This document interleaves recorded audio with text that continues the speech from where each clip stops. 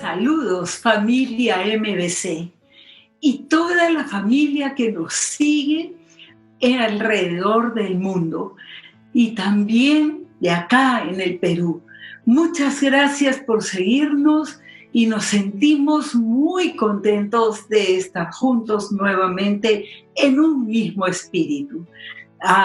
Es maravilloso podernos reunir de esta forma y les cuento que en esta cuarentena la iglesia está más activa que nunca.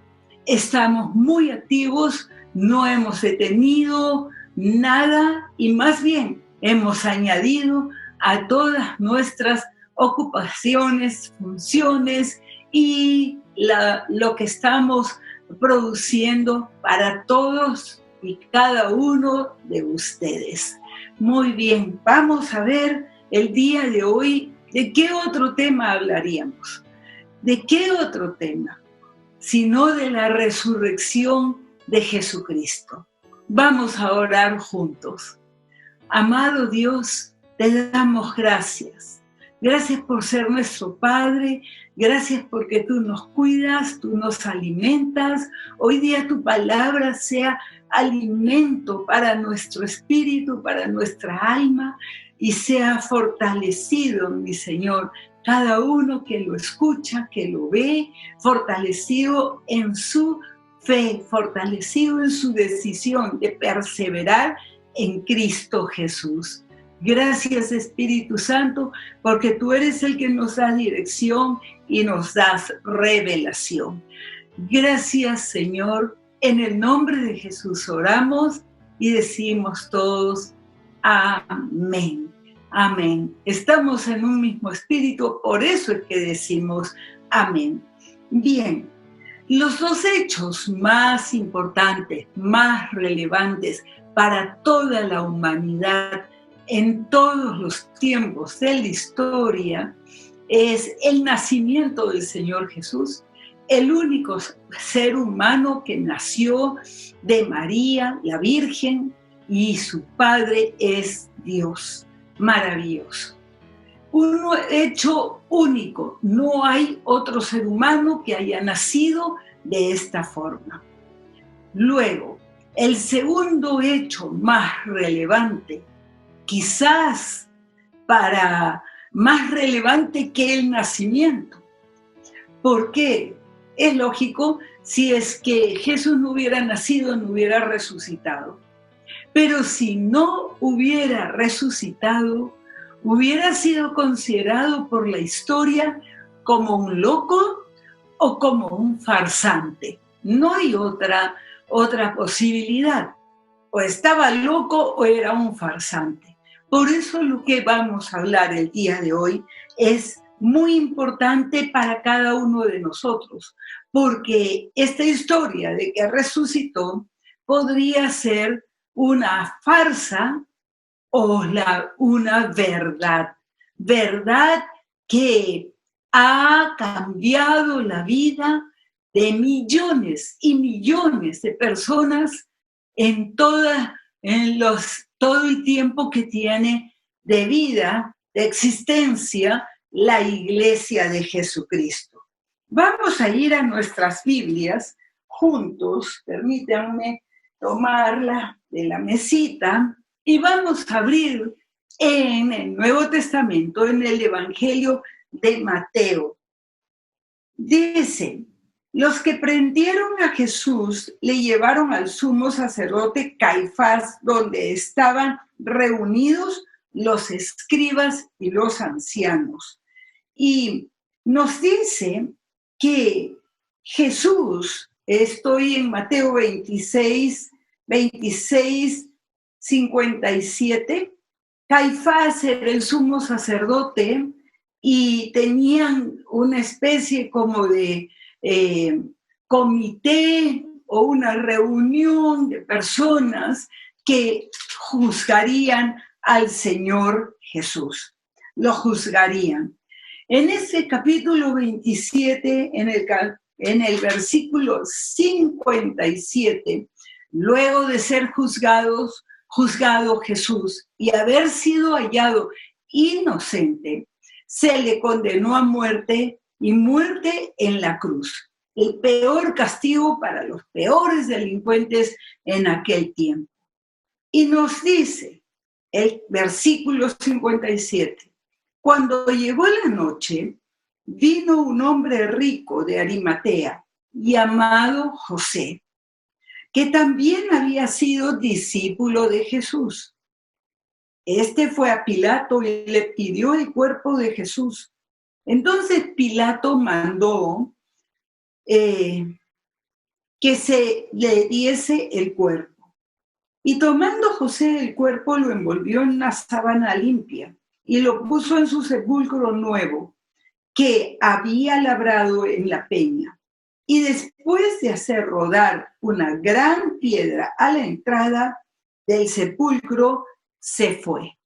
Testigos de este hecho eran las mujeres que habían ido para embalsamar el cuerpo de Jesús, como era costumbre en aquella época, con muchos elementos que resultaban, después de haber sido embalsamado, con todos esos lienzos enrollados, resultaba bien pesado, porque iban poniendo los lienzos y iban poniendo esos elementos como la mirra y otros, para embalsamar el cuerpo. Entonces, que Jesús murió en la cruz del Calvario es un hecho histórico. Y en el versículo 61 nos dice, y estaban allí María Magdalena y la otra María sentadas delante del sepulcro. La otra María no es María, la madre de Jesús, es otra María. Pero eso no es lo más importante. Lo más importante es que debemos resaltar el hecho de que ningún fundador de ninguna religión aseguró que iba a resucitar, y que resucitó. Jesús resucitó. Ninguno de esos fundadores de religiones. Solamente el cristianismo ha afirmado y sigue afirmando con toda seguridad hasta el día de hoy que la tumba de su fundador está vacía. Yo he estado en esa tumba en 4 oportunidades. Maravilloso, y uno se da cuenta cómo está labrada dentro de la piedra de un monte. Entonces es muy especial. Yo nunca había visto algo así, porque ahora no labramos tumbas en las montañas, ¿no? Cuando Buda murió, su muerte fue muerte total, de acuerdo a lo que relatan relatos originales de Buda, sus mismos seguidores. Fue una muerte total, fue la muerte de un ser humano, y ellos mismos lo reconocen. Mahoma murió el 8 de junio del año 632 después de Cristo, y su tumba es visitada anualmente por miles y miles de seguidores de Mahoma. Entonces, las tumbas están allí, y ahí están los restos de estos personajes. El Señor Jesús dijo, no una vez, sino con frecuencia les decía a los discípulos que Él sería muerto, que iba a subir a Jerusalén y que iba a morir. Y muerte de cruz. Entonces, era lo que daba a entender. Entonces, uno de los discípulos, cuando subían a Jerusalén, y ustedes lo pueden leer en los evangelios, dijo, bueno, vayamos para que todos seamos muertos con él. Estaba el estado de ánimo de los discípulos que lo seguían, los 12, era de angustia, de miedo, de resignación, y no entendían lo que Jesús estaba haciendo. Si estaba diciendo que lo iban a entregar a los judíos en Jerusalén y que de todas maneras iban a ir, bueno, ellos estaban asustados, asustados. Lo pueden leer en Mateo 16, 21, Mateo 17, 22 y Mateo 22 al 23. Es hacer un estudio de las palabras del Señor Jesús. Una y otra vez les decía que iba a morir en Jerusalén. No solamente les decía que iba a morir, sino decía que en Jerusalén, que los escribas y los fariseos lo estarían maltratando, y todo ello lo dijo. Y sucedió exactamente así. En Juan 12, 24 se encuentra el pasaje en el que el Señor Jesús dice que si es que el grano de trigo no cae y muere, entonces no va a dar fruto. Y se está refiriendo a sí mismo,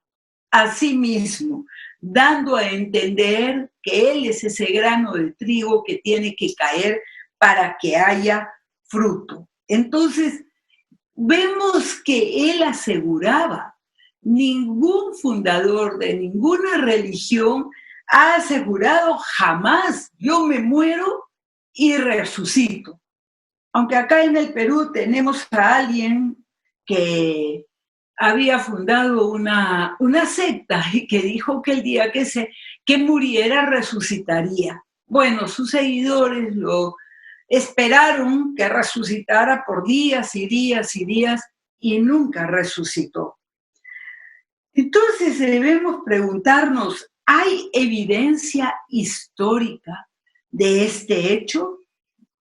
¿De este hecho? Hay tanta evidencia histórica en este libro que me compré hace más de 25 años y que se llama Evidencia que exige un veredicto de Josh McDowell. Es un libro que es un estudio de todas las fuentes históricas acerca de la resurrección de Jesucristo. Es asombrosa la cantidad de evidencia que hay. Cuando uno estudia y profundiza, investiga, entonces la evidencia está allí, la evidencia histórica, y no se puede negar, con muchísimos documentos antiguos, originales, y como es, por ejemplo, me voy a mencionar a las actas de Poncio Pilato. Ellos escribían todo lo que hacían, todos los juicios, como lo hace cualquier poder judicial en este tiempo, el poder judicial de una nación. Todo está registrado. Y está registrado el juicio de Jesús, justamente en el tiempo que Jesús fue juzgado. Entonces, es una evidencia. Jesús nació, Jesús vivió, Jesús predicó, sanó a los enfermos, etc. Resucitó a Lázaro, pero con una resurrección de que Lázaro volvió a morir. En fin, vamos a ver muchas personas que han investigado y lo que dicen. Y estoy hablando de historiadores muy reconocidos, estoy hablando de abogados muy reconocidos también, autores de muchos libros. Esta información es muy importante para que nuestra fe se haga más sólida. ¿Por qué? Porque nuestra mente, nuestro razonamiento necesita respuestas. No es cierto de que la fe está divorciada del razonamiento. No, razonamos, nos hacemos preguntas, queremos saber, pero necesitamos esa evidencia. Y eso es lo que vamos a hablar el día de hoy. Las evidencias históricas de la muerte y de la resurrección de Jesucristo. Voy a mencionar varios nombres. El primero es R.M. Channing. Es un norteamericano que, estudioso, hay eruditos también entre esta lista, dice de Jesús: Él estuvo dispuesto a arriesgarlo todo en su confianza de que después de haber pasado por la muerte, levantarse de la tumba. Es el más original de todos los maestros, uno que brilla con la luz propia de su vida. Es cierto, y esto es un investigador, una persona que ha investigado, ha estudiado y dice, es el más original de todos los maestros, uno que brilla con luz propia de su vida. Aleluya, esto es maravilloso. No lo está diciendo cualquier persona, lo está diciendo un historiador, alguien que ha investigado profundamente, y concluye con estas palabras. Wilbur M. Smith, destacado maestro y erudito, concluye, después de todas sus investigaciones, la resurrección de Cristo es la verdadera ciudadela de la fe cristiana. Esta es la doctrina que durante el primer siglo trastornó al mundo, que elevó al cristianismo preeminentemente sobre el judaísmo y sobre todas las religiones paganas del mundo mediterráneo. El significado de la resurrección es asunto teológico, pero el hecho de la resurrección de Cristo es asunto histórico. Esto es muy importante. Miren lo que dice: el significado de la resurrección de Cristo es asunto teológico. Es cierto, pero el hecho de la resurrección de Cristo es asunto histórico. Es un historiador que ha investigado y que luego concluye, es un hecho probado, comprobado, con todos los métodos que se usan en la historia para ver si es que algo es verdad o es falso. Vamos a mencionar el historiador judío Flavio Josefo, muy mencionado en la iglesia de estos tiempos. Flavio Josefo fue este historiador que escribió a fines del primer siglo, o sea que era contemporáneo de los discípulos. Lo más probable es que ni siquiera los haya conocido. Flavio Josefo dice lo siguiente en su libro Antigüedades: existió por aquel tiempo un hombre sabio, Jesús, si es lícito llamarlo hombre, pues fue hacedor de maravillas y un maestro de la clase de la que los hombres reciben la verdad con placer. Y aún ahora, la casta de los cristianos, llamada así por causa de él, no ha desaparecido. Fines del primer siglo. Flavio Josefo era un judío que no era cristiano, ni siquiera llegaba a ser simpatizante del cristianismo, pero era historiador y había comprobado que todo lo que se decía era la verdad, porque dice, un maestro de la clase de la que los hombres reciben la verdad, ¿no? Con placer. y reconoce que el cristianismo estaba vivo y estaba dinámico a fines del primer siglo. Este historiador escribía para los romanos y escribía para complacer a los romanos. Según nos dice esta cita, Michael Green, que Flavio Josefo en un tiempo tan temprano, tan cercano a la muerte de Jesucristo, haya registrado estas palabras, es para nosotros y para todos los tiempos de la Iglesia de Jesucristo sumamente importante, porque no hay registro de que Josefo haya sido cristiano en algún momento de su vida. Él trataba con los romanos, con los más altos niveles de autoridad del Imperio Romano. Vamos a ver qué dice el profesor Leañi. Jesús fue crucificado y sepultado. Sus seguidores fueron grandemente abatidos.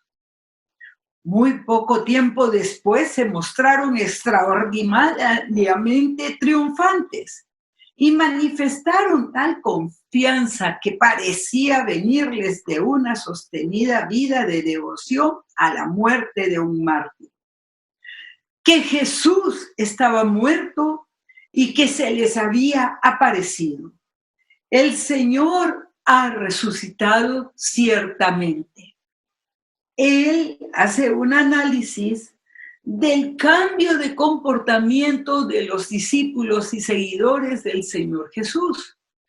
Estos primero estaban tristísimos, estaban asustados, se escondían, pero súbitamente, en muy poco tiempo, fueron solamente 3 días, al tercer día, la noticia de que Jesús había resucitado se esparció como un regadero en toda Jerusalén. El mismo día que María Magdalena, que las mujeres fueron a la tumba y la encontraron vacía. Muy rápido, esta multitud de gente dio un giro súbito. Estaban tan tristes, tan deprimidos, escondidos, no decían nada y súbitamente están triunfantes, felices y diciendo todos lo mismo. No era algo planeado o un chisme o una habladuría. No era porque generalmente con las habladurías, con los chismes, sucede lo del juego que antes jugábamos del teléfono malogrado. Uno cuenta una cosa, el otro dice otra, añade detalles, etc. Pero no estaba sucediendo esto. Todo eso lo han investigado estas personas y muchos otros más. El forense Clark Pinnock dice: la resurrección de Cristo permanece dentro de los hechos históricos. Nadie ha podido demostrar con investigación seria, con estudio serio, demostrar de que lo que los primeros cristianos dijeron era mentira. Por lo tanto, por eso es que este forense dice: la resurrección de Cristo permanece dentro de los hechos históricos y seguirá permaneciendo. Frank Morrison, autor del libro ¿Quién movió la piedra? Qué buen título para un libro. Él dice: yo había sido criado en un ambiente racionalista, o sea que la razón es lo que prima. Nada de fe, sino solamente racionalista. Y había llegado a tener la opinión de que la resurrección de Cristo no era otra cosa sino una fantasía, un cuento de fantasía con un final feliz. Y que este cuento perjudicaba la figura de Jesucristo. Y dice que por años quiso hacer una investigación para estar muy seguro de lo que él pensaba, que era un cuento de fantasía. Decidí escribir acerca de los últimos y trágicos días de su vida. La investigación me dio la evidencia de que la resurrección de Cristo es un hecho histórico. Esta es una persona profesional, racional, es muy dado a la lógica con toda seguridad, y entonces decide escribir un libro porque piensa que le hace mal a la figura de Jesucristo, que a su imagen, que no le añadía nada al buen nombre de Jesús. Y con esa intención encuentra un tiempo para estudiar y dedicar horas y horas y horas y horas al estudio y investigación. Y termina con esta conclusión. La investigación histórica le dio la evidencia de que la resurrección de Cristo es, sin dudar a dudas, un hecho histórico. Un hecho histórico. Hecho histórico, por ejemplo, es la independencia del Perú. Hecho histórico es que Cristóbal Colón descubrió América. Un hecho es de que Napoleón Bonaparte estuvo preso en la isla de Elba. Y así, hechos históricos que nadie los duda. Eso es lo que están diciendo estos eruditos. La tumba está vacía. Es un hecho también. Los 4 evangelios en nuestras Biblias cuentan el mismo hecho, y con tantos detalles. A estos eruditos, a estos historiadores, a estos investigadores les llama mucho la atención que se haya escrito en los evangelios tantos detalles tan importantes.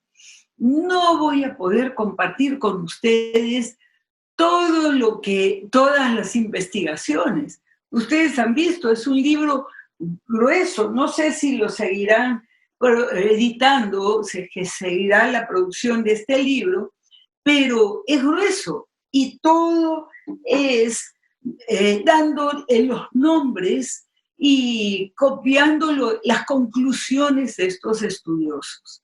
Hay muchos estudios.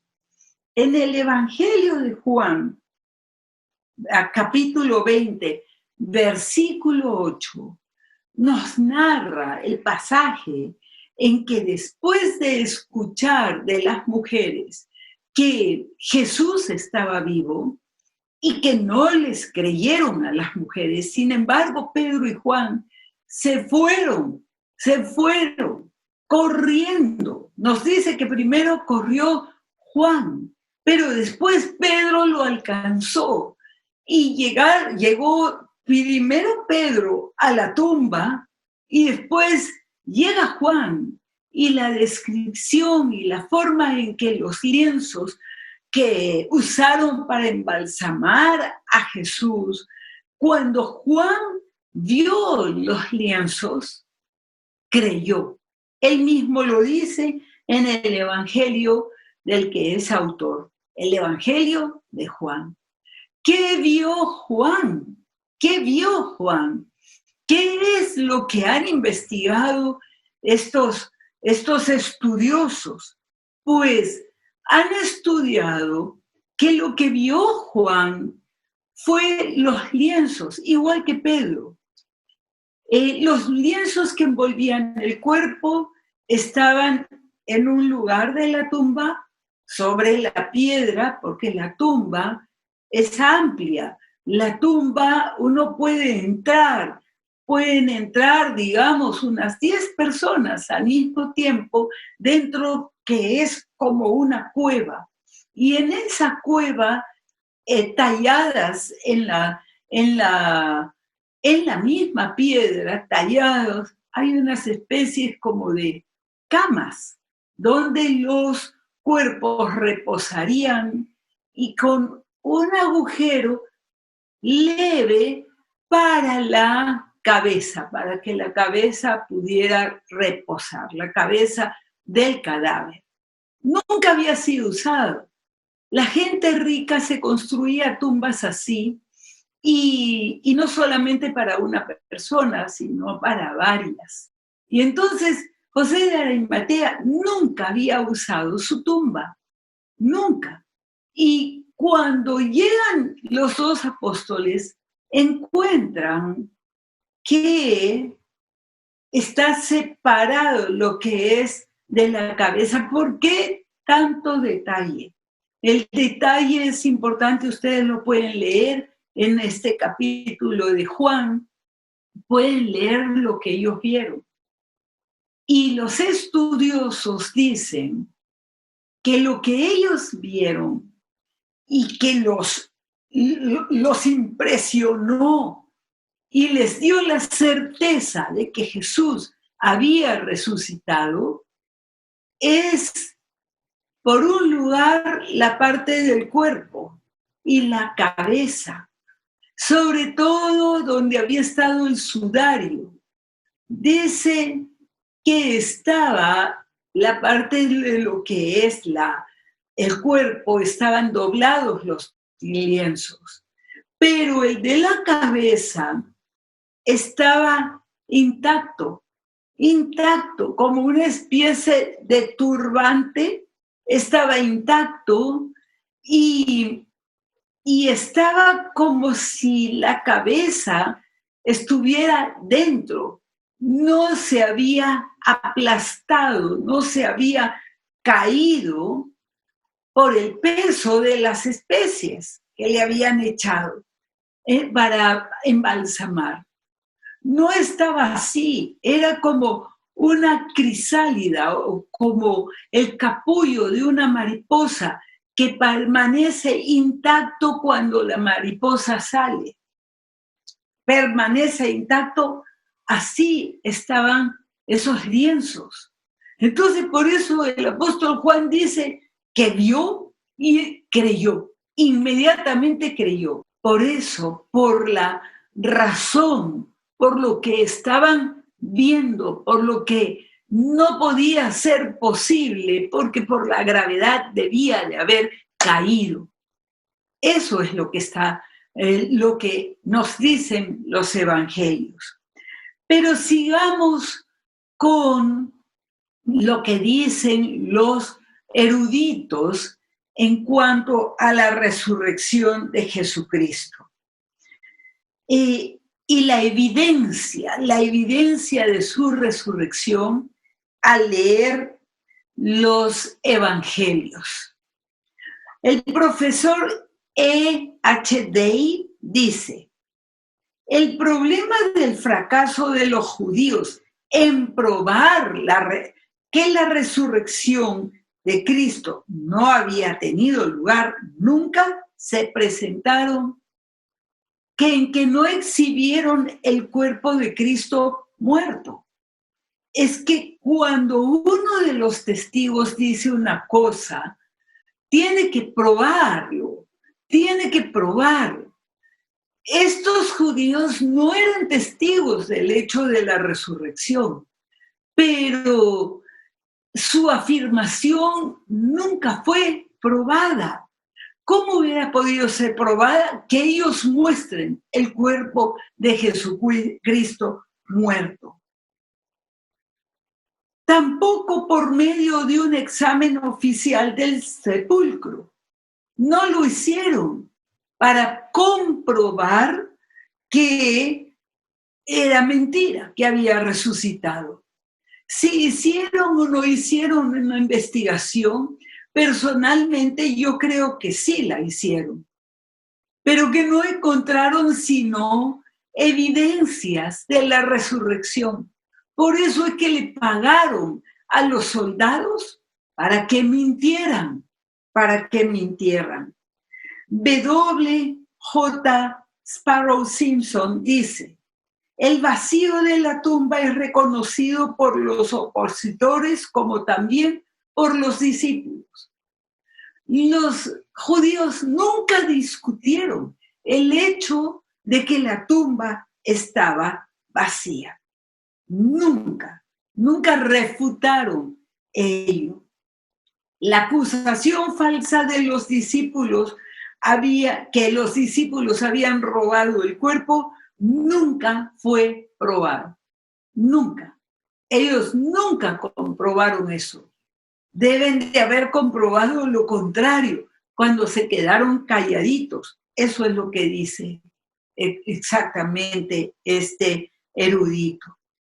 Además, el Señor Jesús se apareció a infinidad de personas. 15 veces en los evangelios y también en las epístolas y hasta en el libro de Apocalipsis, cuando le dice a Juan, Jesús se le apareció en la isla de Patmos y le dice: yo soy el que estuvo muerto y vive para siempre, por los siglos de los siglos. Juan lo conocía y lo ve en su gloria, triunfante y vivo. Los enemigos de Cristo nunca refutaron la resurrección. En el primer sermón de Pedro en Jerusalén, cuando salen después de ser bautizados en el Espíritu Santo en el día de Pentecostés, Jerusalén hervía de gente por la fiesta. La fiesta de Pentecostés era es muy importante para los judíos. Ni un solo judío en ese sermón de Pedro refutó el hecho de que no hubiese resucitado Jesús o que no estuviera vacía la tumba. Alguien hubiera dicho mentiroso, etc. En ningún libro de historia aparece un hecho así, todo lo contrario. Todo afirma que lo que cuenta el libro de los Hechos de los Apóstoles, todas las evidencias están a favor de que es un hecho comprobado. En Hechos 25, Pablo está siendo juzgado por Festo y Festo le dice a Agripa, que era el gobernador, era de un rango superior, le describe este juicio que es un poco raro contra Pablo, que no encuentran evidencia de culpabilidad en nada en Pablo, y le dice: el asunto es de un cierto Jesús ya muerto, el que Pablo afirma estar vivo. O sea, para Festo el problema radicaba en que los judíos decían que Pablo mentía, pero ni Festo estaba convencido de eso. Y por último, no era ningún delito. Los judíos estuvieron en el juicio y nunca refutaron el hecho de que la tumba estuviera vacía. ¿Por qué no lo hicieron? Porque no tenían pruebas. Vamos a ver las conclusiones de John Scott. Dice: los discípulos no eran crédulos, sino más bien cautelosos, escépticos y tardos de corazón para creer. No eran susceptibles a las alucinaciones. La fe de ellos siempre estaba fundamentada sobre hechos de la experiencia verificable. Hechos y experiencias verificables. Es cierto, el Señor Jesús les tuvo que decir muchas veces: ¿dónde está su fe? ¿Dónde está su fe? ¿Hasta cuándo estaré con ustedes? Porque no le creían, muchas veces no le creían. Entonces, no eran ingenuos. Los discípulos no eran unas personas ingenuas, fáciles de engañar. T.J. Thorburn dice: ninguna aparición, ninguna mera alucinación de los sentidos ha logrado jamás mover al mundo. Lo repito, ninguna aparición, ninguna mera alucinación de los sentidos ha logrado jamás mover al mundo. Pero estos cristianos fueron movidos y siguen siendo movidos. Y les cuento que durante esta cuarentena, la Iglesia de Jesucristo está creciendo en todo el mundo.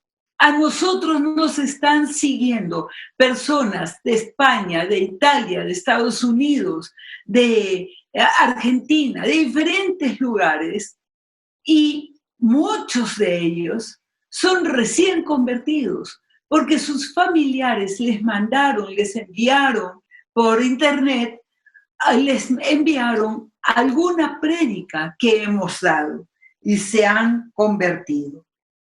Por último, uno de estos eruditos dice: el sepulcro de Confucio, ocupado. Sepulcro de Buda, ocupado. Sepulcro de Mahoma, ocupado. Sepulcro de Jesús, vacío, vacío. Es la tumba vacía que hasta el día de hoy, y ahí hay un letrero: ¿por qué buscáis entre los muertos al que vive? Claro, que lo han añadido posteriormente. Los que hemos estado allí, podemos decir que uno entra y encuentra y ve tanta evidencia. El mismo jardín de la tumba, hoy día es un jardín, pero en el tiempo de José de Arimatea era el lugar hasta donde producían vino, porque tenían viñedos. Entonces, todo ello es evidencia. Les pido que me acompañen a Primera de Corintios 15. Miren ustedes, el apóstol Pablo, en el capítulo 15, en el versículo, a partir del versículo 12, dice: pero si se predica de Cristo que resucitó de los muertos, ¿cómo dicen algunos de vosotros, entre vosotros, que no hay resurrección de muertos? Porque si no hay resurrección de muertos, tampoco Cristo resucitó. Y si Cristo no resucitó, vana es nuestra fe. Entonces, nuestra predicación, y vana también vuestra fe. Y somos hallados falsos testigos de Dios, porque hemos testificado de Dios que Él resucitó de los muertos, al cual, según ustedes, no resucitó. Sin, en verdad, los muertos no resucitan. Les está diciendo: miren, si ustedes dicen que los muertos no resucitan, entonces ustedes no resucitarán tampoco. Nosotros no resucitaremos tampoco, porque si no hay resurrección, entonces ustedes están diciendo que Jesús no resucitó. Y el hecho es de que la resurrección es la clave del cristianismo. Porque si Jesús no hubiese resucitado, sería una religión más. Pero el cristianismo no es una religión más. El cristianismo es una verdad. Las religiones han sido fundadas por personas y seguidores que quieren creer en algo no comprobado, no comprobado. Entonces, palabras, filosofías, y cosas pensadas por sus fundadores, pero no sobre hechos como, por ejemplo, que dice Pablo, repite las palabras de Oseas 13:14 en el versículo 55. ¿Dónde está, oh muerte, tu aguijón? ¿Dónde, oh sepulcro, tu victoria? ¿Dónde está? Jesús resucitó y venció a la muerte. ¿Por qué morimos entonces? Porque necesitamos cumplir nuestros propósitos en esta vida, morimos. Pero el mismo Espíritu que resucitó, que levantó a Cristo de los muertos, levantará nuestros restos mortales.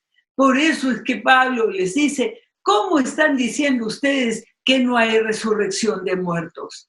Habrá cuando Cristo vuelva. Ustedes pueden encontrar lo que he dicho, lo pueden encontrar en la Biblia.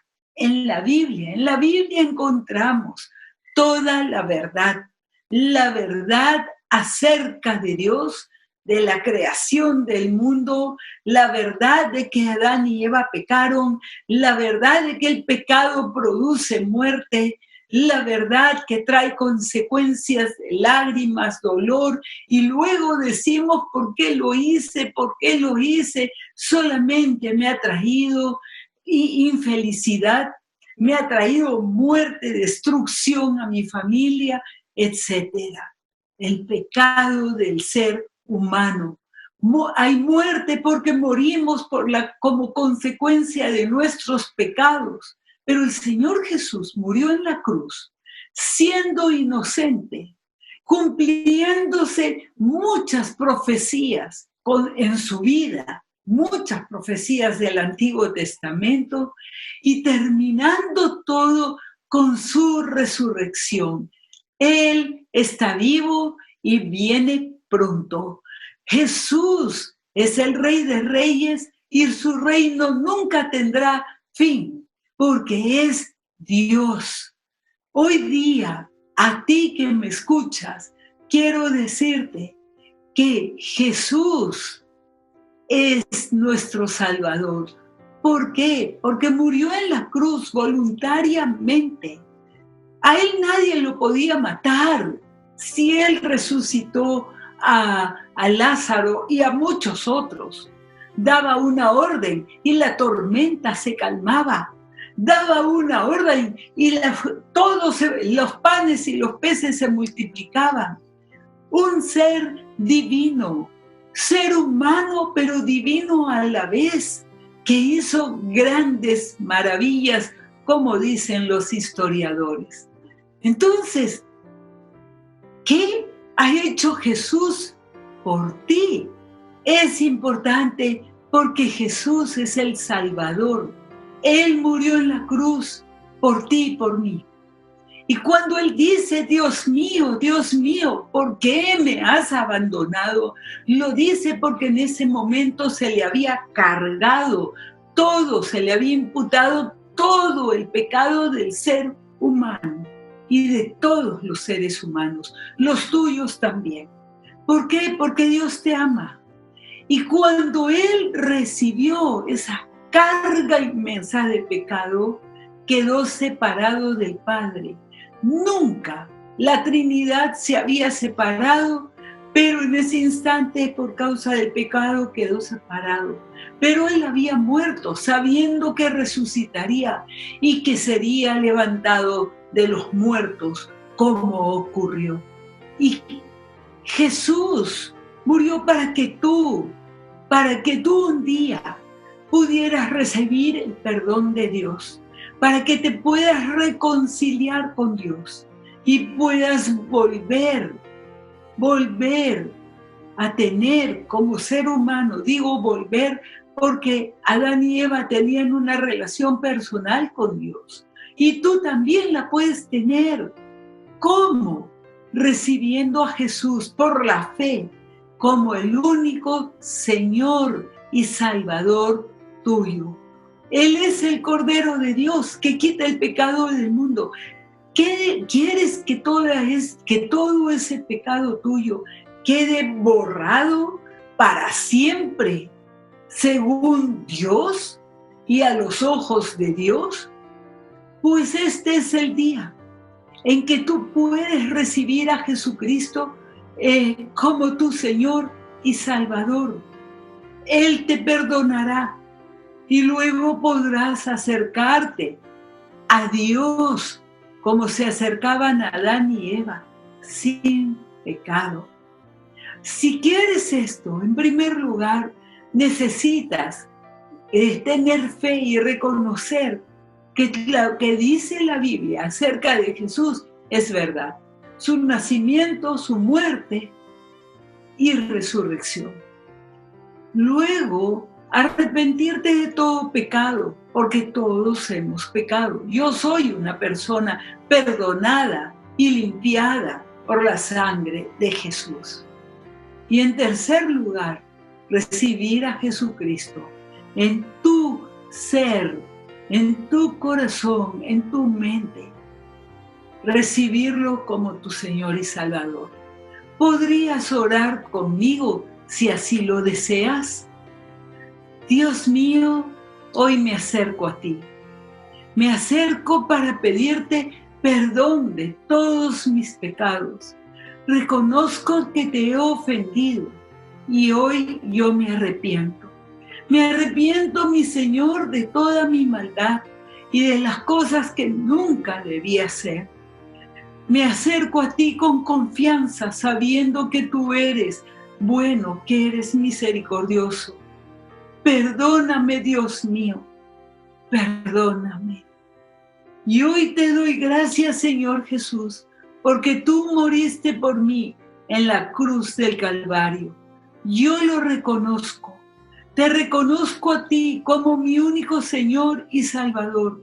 Y abro las puertas de mi corazón y te recibo, y las puertas de todo mi ser para recibirte como mi Señor y Salvador. Tú eres el Rey de mi vida. Tú eres mi Dios. Hoy yo te pido caminar de tu mano todos los días de mi vida. Señor, enséñame tú y guíame tú a tomar las mejores decisiones. Gracias por perdonarme. Amén. Amén. Te felicito por haber hecho esta oración, por la fe que hay en ti, y te cuento lo que dice el Señor Jesús. Él dice que has nacido de nuevo, espiritualmente. Tu espíritu que estaba muerto por causa del pecado ha renacido, ha nacido de nuevo, y esta vez para jamás separarte de Jesús, jamás apartarte de Él, porque Él es tu Dios y es tu Señor. Bien, qué maravilloso. ¿Sabes que hay fiesta en el cielo por lo que tú has hecho? Los ángeles se alegran, se regocijan y Dios está complacido con este acto tuyo de fe. Bien, antes de despedirnos, vamos a orar. Padre Celestial, muchas gracias. Muchas gracias porque tú nos bendices con tu palabra. Muchas gracias porque podremos ser cristianos más firmes, más sólidamente fundamentada nuestra fe y nuestro razonamiento, mi Señor, esté acorde con nuestra fe. Gracias por este tiempo que tú nos has regalado. En el nombre de Jesús oramos. Amén.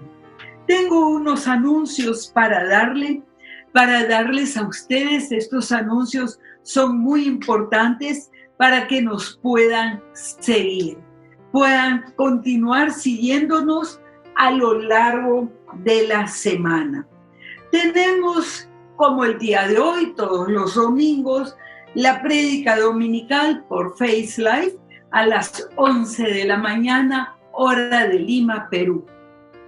Los lunes y los viernes a las 7 de la mañana, es decir, mañana 7 de la mañana tenemos tiempo de adoración e intercesión.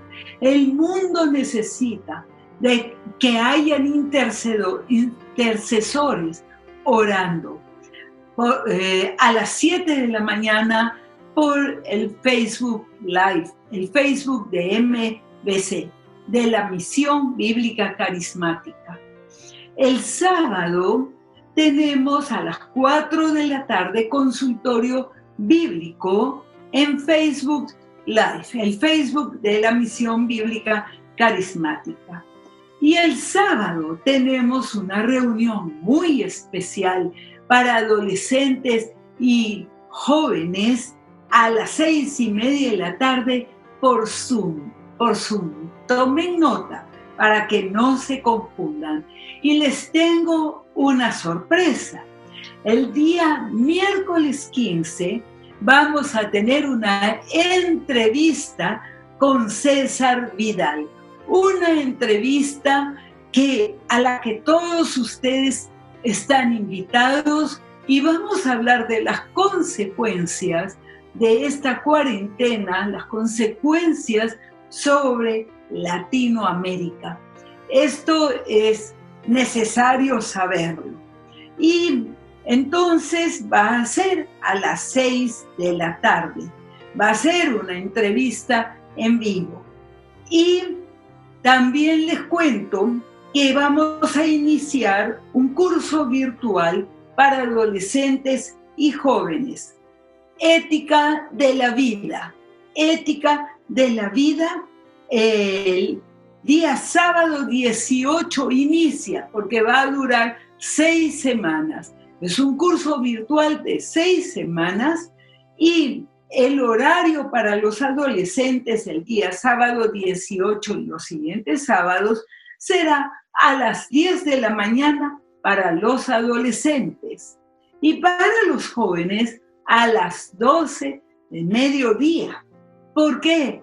Para poder hablar con mayor profundidad para los jóvenes que ya tienen más conocimiento, más capacidad de entendimiento y también puedan participar de esto. Toda la información sobre este curso virtual la obtendrán entrando al Facebook de la Misión Bíblica Carismática. Bien, y para la subsiguiente semana tendremos también un curso virtual para adultos, pero ya les daré los detalles, los horarios. Estamos trabajando en ello y no se olviden la entrevista con el doctor César Vidal. Lo repito, va a ser el día 15 de abril a las 6 de la tarde. Bien, espero que esta prédica haya fortalecido su fe, que esta prédica los lleve a querer leer más la Biblia, leer más acerca de la resurrección de Jesús, y quizás hasta quieran buscar el libro de Josh McDowell, Evidencia que exige un veredicto. Es un libro de estudio, es un libro que tendrían que estudiarlo los alumnos de nuestro seminario. Que Dios les bendiga a todos. Un abrazo virtual para todos y cada uno. Los amo mucho y nos extrañamos mutuamente. Estoy segura de eso.